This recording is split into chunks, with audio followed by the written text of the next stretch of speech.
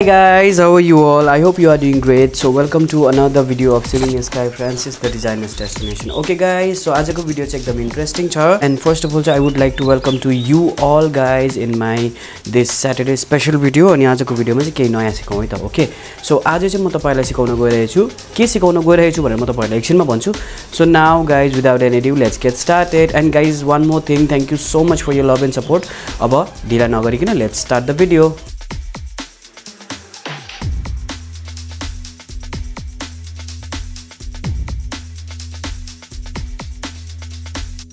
Okay, अनि last Saturday को भिडियोमा मैले तपाईलाई मेरो यो टोट ब्याग को क्विल्टिङ देखाएको थिए. ओके अनि आज चाहिँ म तपाईलाई यसको स्टिचिङ देखाउँछु. ओके सो यसको मैले नाप सबै कुरा मैले यसको मेजरमेन्टहरु सबै भनिसकेको छु. यो ब्याग को चाहिँ अब म तपाईलाई यो ह्यान्डल बनाउनको लागि मैले लिएको छु यो भेलभेट को लुगा ह्यान्डल अनि यसको माथिपट्टि जुन चाहिँ जिपमा लाग्छ त्यो पट्टी बनिन्छ. ओके गाइस, सो गर्नु पर्दा ह्यान्डल चाहिँ म चाहिँ बनाउँछु जहिले पनि 16 इन्च लम्बाइ. ओके अनि चौडाइ चाहिँ 4 इन्च. ओके 4 इन्च को चौडाइ राख्ने अनि 16 इन्च को लम्बाइ राख्ने. त्यसपछि के गर्ने, एकपट्टिबाट यसरी फोल्ड गर्ने अनि अर्कोपट्टिबाट यसरी फोल्ड गर्ने. अनि तो फर्स्ट अफ अल चाहिँ म यो सबै साइडमा राखिदिन्छु है त एकछिनको लागि. अनि अब यसको मैले तपाईलाई क्विल्टिङ गरेर देखाइसकेको थिएँ लास्ट भिडियोमा. हेर्नु भएको छैन भने प्लिज त्यो भिडियो पहिले हेर्नुहोस् अनि मात्र बुझ्नुहुन्छ यो मैले कसरी गरे भनेर. ओके सो हेर्नुस्, ब्याग बनाउँदा चाहिँ दिस इज भेरी इम्पोर्टेन्ट क्विल्टिङ गर्न चाहिँ. सो त्यसैले म तपाईलाई रिक्वेस्ट गर्न चाहन्छु, यदि तपाईले पार्ट 1 हेर्नु भएको छैन भने चाहिँ प्लिज गएर पहिला पार्ट 1 हेर्नु होला. अनि अब भिडियो अघि बढाउँ. सो गाइज हेर्नुस्, अब यो क्विल्टिङ गरेको पार्टलाई यसरी मजाले मिलाएर राख्ने. ओके त्यसपछि मिलाएर राखेपछि तपाईले हेर्ने चेक गर्ने कता कता मिलेको छैन. ओके सो त्यसलाई त्यस्तै हिसाबले नै तपाईले मिलाउनु पर्ने छ. ओके यो जुन चाहिँ फोल्ड भागबाट चाहिँ पहिला तपाईले कट गर्ने. ओके सो कट कसरी गर्ने हेर्नुस्, यसरी यो जुन चाहिँ हाम्रो यो लम्बाइ यो तेर्सो जुन चाहिँ छ यो चाहिँ 2 इन्च लिने. ओके यसरी 2 इन्च. ओके यहाँ 2 इन्चमा दाग लगाउने यसरी. अनि यो उकालो चाहिँ लिने 3 इन्च यसरी. ओके सो हेर्नुस् मैले लिइरहेको छु 3 इन्च.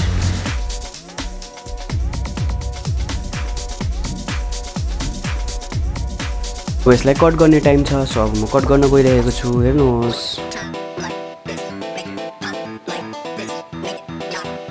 के सो यसको कटिङ भइसकेको छ. अब तपाईले अझै यसलाई काट्न बाँकी नै छ. सो अब तपाईले यो माथिबाट जुन चाहिँ यो ओपन भाग छ त्यहाँबाट पनि तपाईले काट्नुपर्छ. सो त्यसको लागि चाहिँ तपाईले के गर्ने, चाहिँ 2 इन्च लिने. ओके अनि यतादेखि यता पनि 2 इन्च लिने. ओके सो अब यसलाई के गर्ने, अब यहाँदेखि यहाँसम्म मिलाइदिने यसरी अनि यसलाई काटिदिने. ओके सो अब म यसलाई मिलाउँछु. हेर्नुहोस् गाइस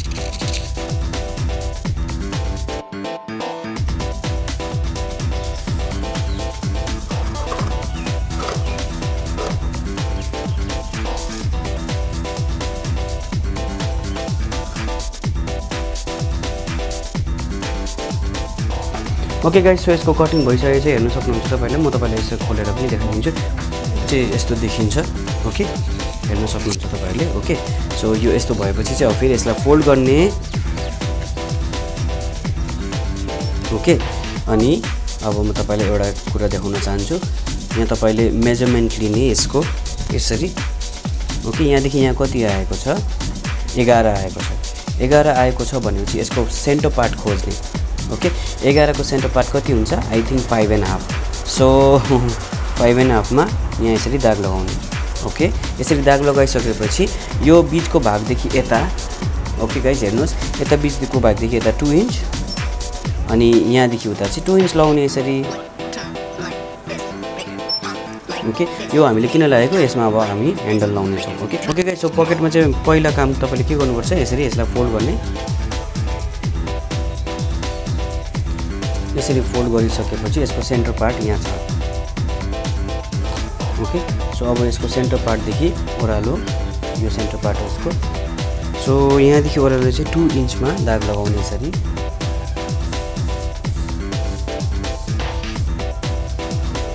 इन्चमा यसरी दाग लगाउने. ओके यसरी दाग लगाइसकेपछि अब अर्को काम के गर्ने तपाईले, सो अब तपाईले के गर्नुपर्छ, अब तपाईले यो सेन्टर पोइन्टमा राख्ने अनि 6 इन्च. ओके सो यहाँदेखि यता चाहिँ 3 इन्च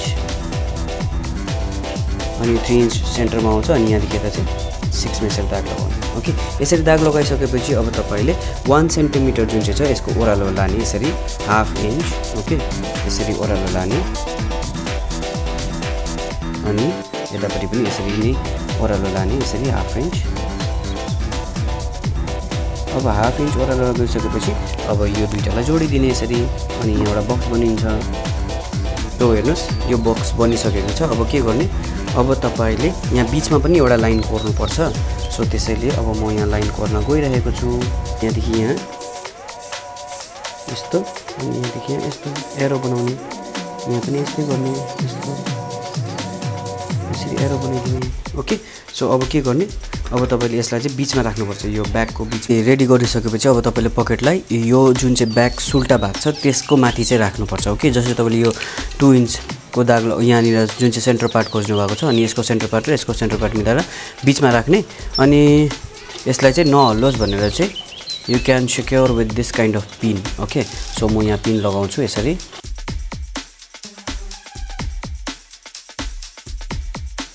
लाइक यस्तो गर्ने हेर्नुस् यसरी फोल्ड गर्ने यसलाई एकपल्ट ओके यसरी एकपल्ट फोल्ड गरिसकेपछि अब तपाईले यहाँ चाहिँ कट गर्नुपर्छ ओके सो कट गर्नलाई यसरी फोल्ड गरिसकेपछि जुन चाहिँ तपाईले यहाँ बीचमा धर्का कोर्नु भएको छ नि त्यो धर्कामा चाहिँ कोर्नु यहाँ काट्नुपर्छ ओके सो मेक श्योर कि तपाईको यो कटिङ चाहिँ एकदम स्ट्रेट हुनु पर्यो ओके यसरी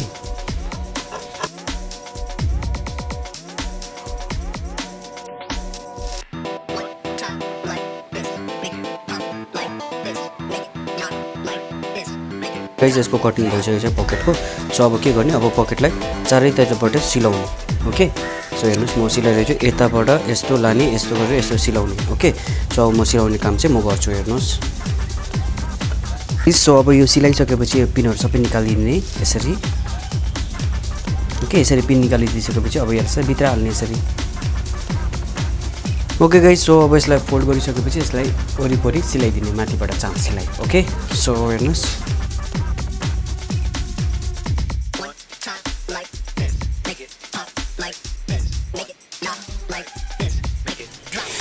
ओके गाइस सो यो मैले रेडी गरिसकेको छु गोजी अब यहाँ यतापट्टि केही गर्नु पर्दैन यसलाई यतिकै राख्ने अनि यो चेन लिने तपाईले तपाईको गोजीको यो पकेटको नापमा ओके सो मैले यो चेन लिइसकेको छु हेर्न सक्नुहुन्छ तपाईले मैले एउटा यो रनर पनि लगाएको छु अब के गर्ने अब यसलाई एज इट इज यहाँ भित्रपट्टिबाट राख्ने यसरी ओके अनि यसरी माथिबाट यसरीको सिलाइ गरिदिने okay it's that easy so म तपाईलाई यो गरेर चाहिँ देखाउँदै छु ओके गाइस हेर्नुस् ए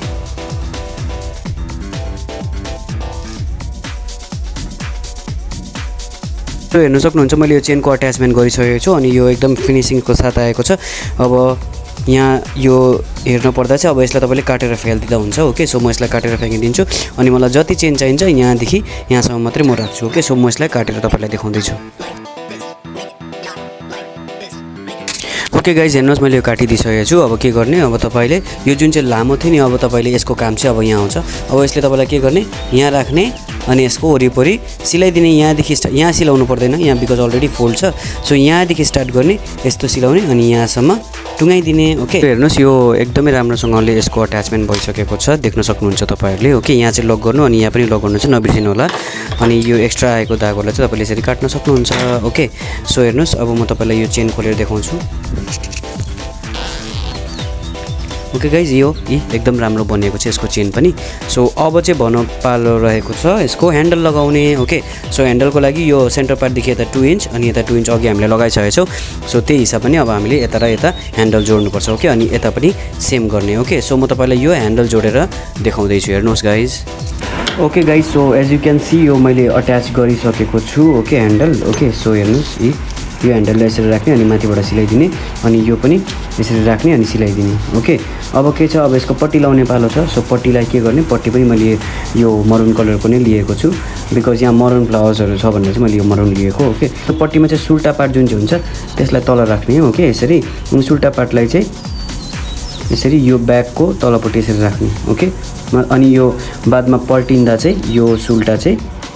यहाँ यसरी भिजिबल हुन्छ ओके गाइज हेर्नुहोस् मैले यो गरिसकेको छु ओके अनि यहाँ मैले चेन पनि लगाइसकेको छु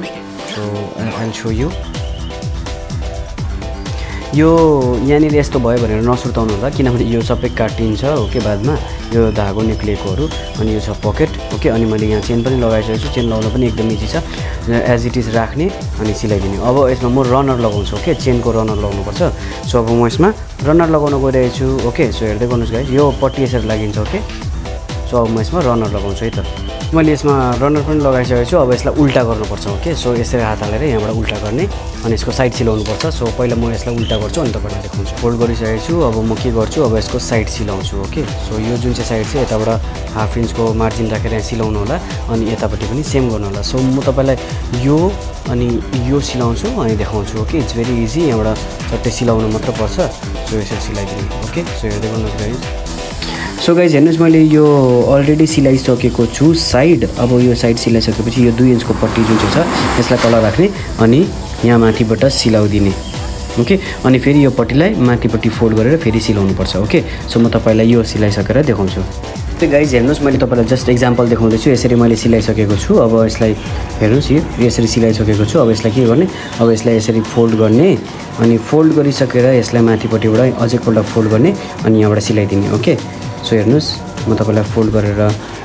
ट्राइङ टु सो यु यसरी फोल्ड गर्ने